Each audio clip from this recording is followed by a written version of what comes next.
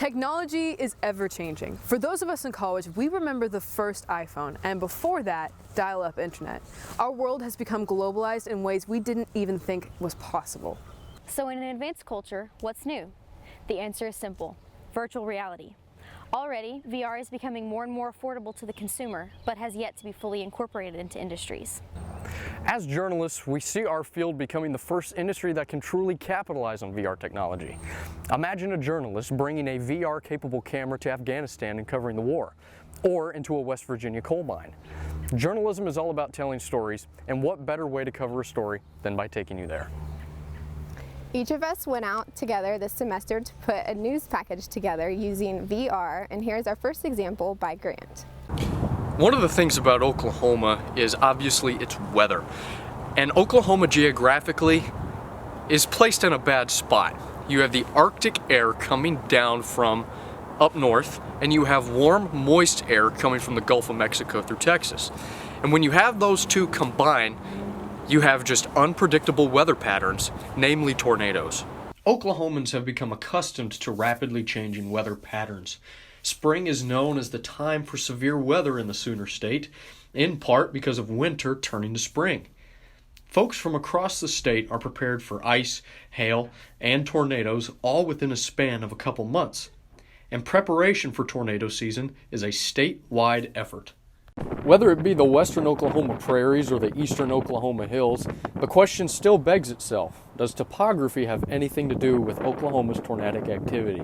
You know, it's asked a lot because of the fact that a lot of the tornadoes paths come, up the I-44 corridor. A lot of them have hit more, a few times over, some of those kinds of things. So I don't know that that's well enough studied to really say whether, microgeography and those things play into a storm or the weather. But very interesting question that is being asked a lot. Just a few steps of where I was just a couple minutes ago was on the top of Turkey Mountain, and over here, can't hear any wind whatsoever.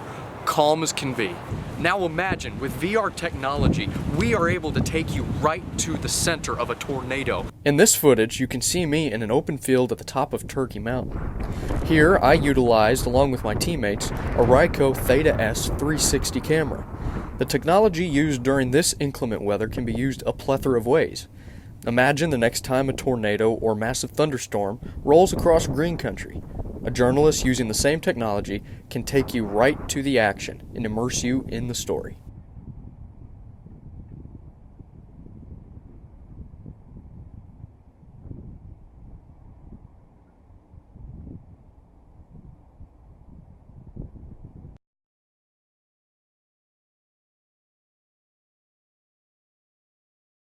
The same principle and 360 techniques covering the weather in Oklahoma can be used for covering a topic like energy. What better way to cover a story than by going live to an oil refinery?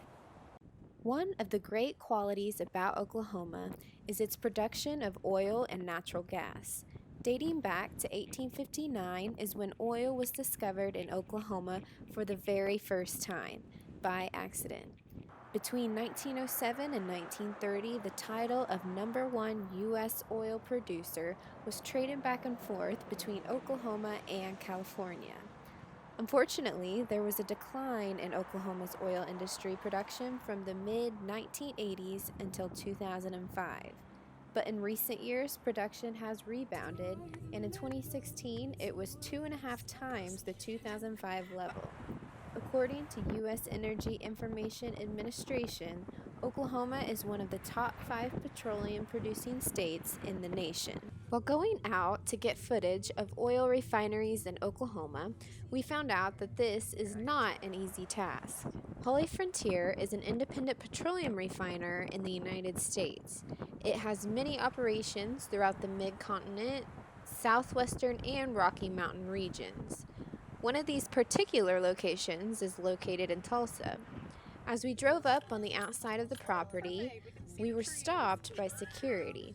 The man then went on to tell us we were not allowed to take any pictures or videos of the refinery, and we were asked to leave, while only being on the outside of the gates. Although we were not told why this was prohibited, it does raise many questions. Recently, it has been found that a disposal method of injecting salt water back underground after fracking has been linked to a surge of earthquakes in Oklahoma. Whether or not this controversy has anything to do with the refinery prohibiting pictures and videos of the property is only speculation. The reason this is prohibited could very easily just be due to safety reasons. Now that we've seen what this story looks like from the lens of a regular camera, this is what refinery footage looks like when using a 360 camera. By using this type of camera, it allows the viewer to experience the story in a more detailed way by getting to see all angles of the environment as if they were actually there while the story was being made.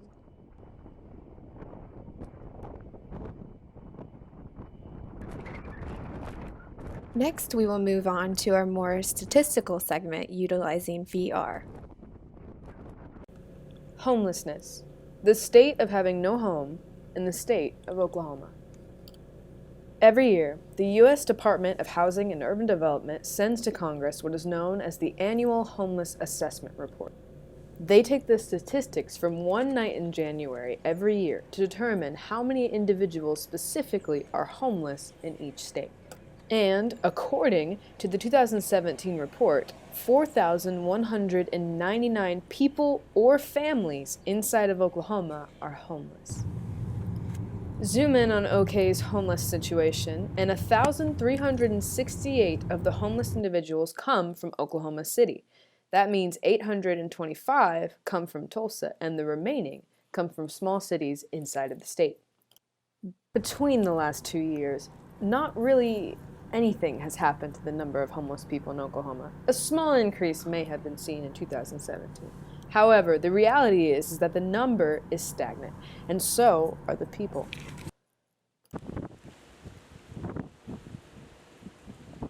The Tulsa World reported that downtown shelters are having a hard time keeping up with the demand of people needing shelter. That's when these individuals switch to other means. They take things like bridges or public areas to find shelter or home. Here's a little bit of what it would look like for you to be in that position.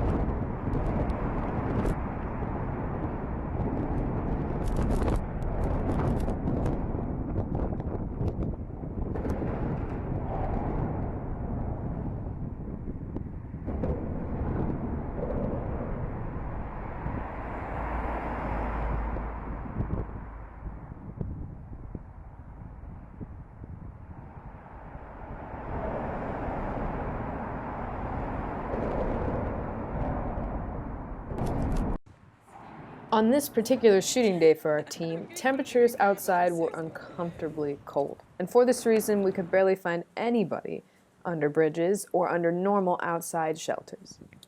What we found was what most major cities know to be true. Public libraries are common shelter spots for the homeless, especially in cities with harsh temperatures.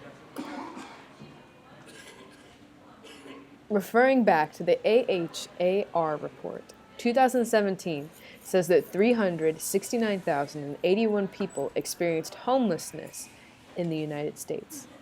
That statistic comes from one night of research, and that's only 67% of the homeless population, not including those who have children. 48% of the overall total are without shelter, and 88% of the homeless in the nation are over the age of 24. The information of the report is available for every state online. The greatest effort against the increase of homelessness in our nation is simply being aware and choosing to take action. Now let's take a look at how VR and journalism together can give you a new look at history. Tulsa's historic Greenwood District was known in the early 1900s as Black Wall Street. African Americans occupied the area and created a booming business district. The area was decimated in 1921 when an event known as the Tulsa Race Riots wiped out 35 city blocks. The district now serves as a memorial to allow current community members and guests to learn about the rich history. A mural is painted on the side of the bridge above Greenwood Avenue. Just underneath the Interstate 244 bridge, murals commemorate the legacy of Black Wall Street and its culture. Let's take a trip to see the artwork under the 244 bridge in the Greenwood district. Welcome to Greenwood adorns the concrete pillars and colorful murals line both sides of the street.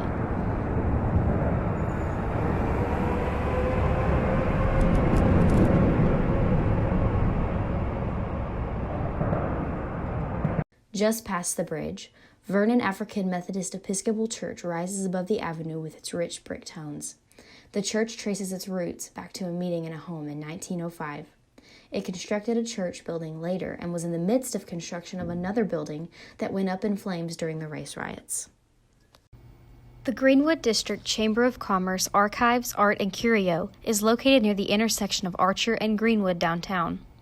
Roberta Clardy, curator of the Chamber of Commerce Archives, Art, and Curio, explained that the church was built slowly, sometimes by a single brick at a time. The bricks on that, the parishioners paid for like each Sunday, I think the way they said it was each Sunday you could bring, or whenever, you could bring, bundles of bricks, or you could buy one brick at a time. Either way, that's how that church was rebuilt, with the parishioners a little bit at a time, just buying brick after brick after brick. And it is beautiful. The white around the base of the church is said to be part of the original material used to build Vernon AME. Clardy explained that the chamber wanted to gather historical information and resources together for the public to access. And Rebecca Marks Jimerson, the board chair for the Greenwood Chamber of Commerce, had this idea. And so the board has established this, and it's only been done over the last year to really try to capture our history, and because there was so much even that the chamber did not have, tons of things that we didn't know. Let's take a step inside and view the photos and art in the collection. The Greenwood District Chamber of Commerce is housed in one of the rooms on Greenwood Avenue. According to its Facebook page, the Chamber is committed to expanding its membership base to include new businesses, startup companies, women and minority entrepreneurs, nonprofit organizations, and existing businesses whose experience and long-term success can be an inspiration and example to other members. With its little-known story, the legacy of Greenwood and Black Wall Street is just one more example of an opportunity for storytelling through virtual reality. Through VR technology, the history of Black Wall Street can be remembered by people everywhere.